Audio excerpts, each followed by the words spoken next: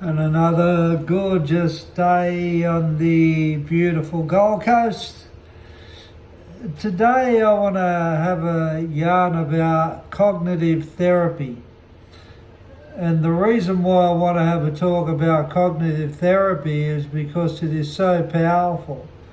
And it's what I used and millions of other people around the world use to improve their internal dialogue and to understand the reasons why we don't succeed in life, from negative belief systems within our soul that can be overcome.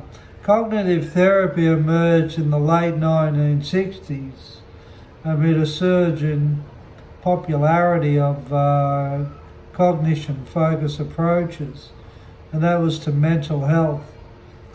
As factual techniques for investigating cognitive processes, such as learning and memory, opened up, new areas of study triggered a shift away from traditional behaviour-focused approaches.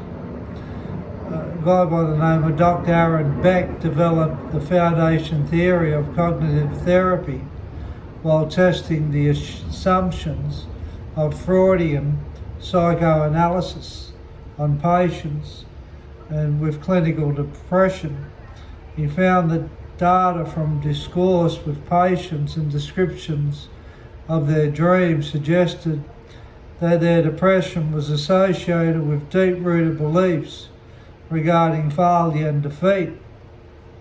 These beliefs cause patients automatically to make negative assumptions about their internal and external lives, which precipitated and maintained their depression. Importantly, Dr. Beck realised that these beliefs could be identified and captured directly by examining the patient's automatic responses and tracing them back to the source. Once this cognitive source of negative and distorted beliefs had been found, the cycle driven by automatic assumption, like to those negative beliefs, as therapeutic targets and outcomes involved in this process are in cognitive nature. He called this technique cognitive therapy. Now, the major causes of failure may have you ever wondered why someone else is successful at something when you failed at, even though they don't seem more intelligent, harder working, or more talented than you. Look at that. Let's look at that failure. Failure itself is not bad. Usually if you fail, the downside consequences is minimal and you can get up and try again. Therefore, the lessons to fail more. However, movement without learning can leave you stagnant. We'll use these 10 causes of failure to adjust so you can see how you screwed up and how you can learn from it so it doesn't happen again. Number 1, we'll call it unfavourable hereditary background. Let's get this out of the way. There is no failure that is very difficult, if not impossible, to overcome. Suppose you have been born brain dead, lacking in brain power, or physically incapacitated in numerous ways. In that case, you're allowed to justify you can't learn from failure.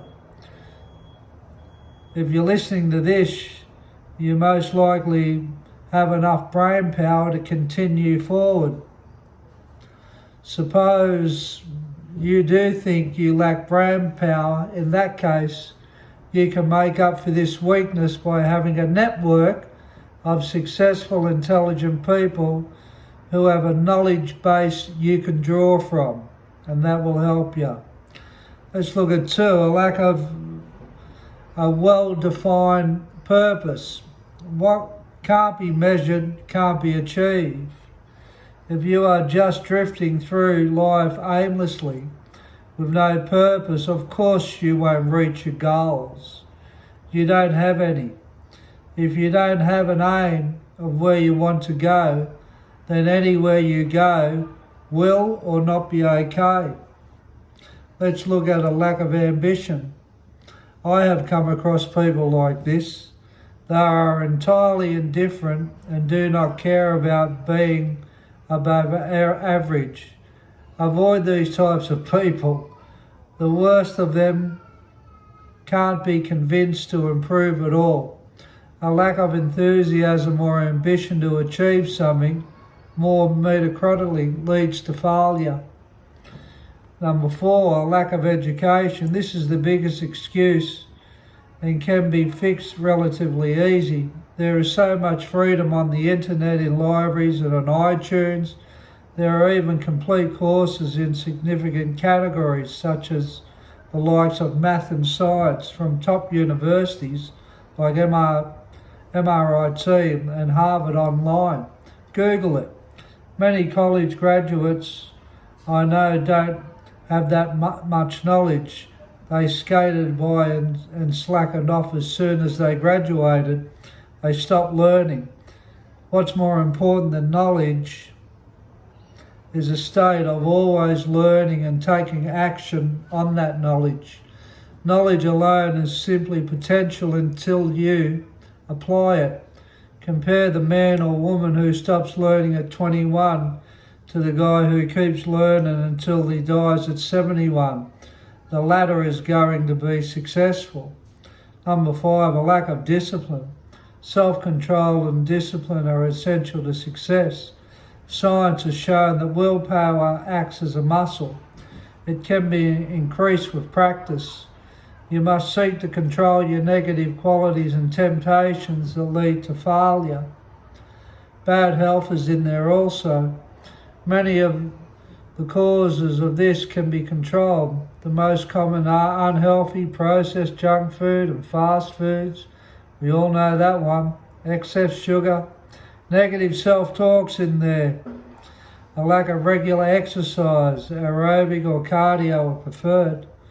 A lack of fresh air and sunshine. It's amazing what happens when you get out there in the sunshine or at the beach. Nutrition is a topic on its own, but there's plenty of information available for free on how to eat right on the internet also. Let's look at number 7. I've made it an unfavourable environment. This one is partially a real negative factor and also somewhat as an excuse. As a child, you may be unable to control your environment to a certain extent. Your parents may be negatively influence you in numerous ways. Lousy spending habits, criminal activities, etc. Whatever you want to come up with. Even then, you have some level of control. Perhaps you can spend time away from classmates with their lousy work ethics and befriend those who would like to be like what you would like or what you see in them. It can be an influence, but as you age, your responsibility to change this becomes stronger and stronger. This can always be used as a groundless excuse, so you must avoid that too. Some adults make excuses as to why they can't change their lousy environment, money, family, politics, etc. Still, the truth is that they could if they wanted to. Procrastination is another one. Most people will never succeed because they look for the perfect time. The perfect time will never come. There will always be something that is not as great as it could be. Start right now with what you have available. Over time, as you incrementally achieve higher bounds of success, you will be opened up to more resources. A lack of persistence is 9, and that's another one. Some people start out quickly but never finish with a goal, while most people will give up after the second or third attempt. You hold firm and keep trying. Every time after that, you have a considerable advance in chance since everyone else has already given up. Compare the man who has given up after the first try to the man on his 24th attempt to try. If you learn from your failures intelligently, your failures are not failures, but learning lessons. Thomas Edison claimed he found over 1,000 different ways that wouldn't work in making a light bulb. Elon Musk failed numerous rocket launches and put his last dollar into the final attempt. He claimed he would never give up unless he were dead or physically incapacitated. Number 10, that negative personality. Success comes from cooperation, which must come from an upbeat personality that induces an effort. You cannot achieve this with negative talk.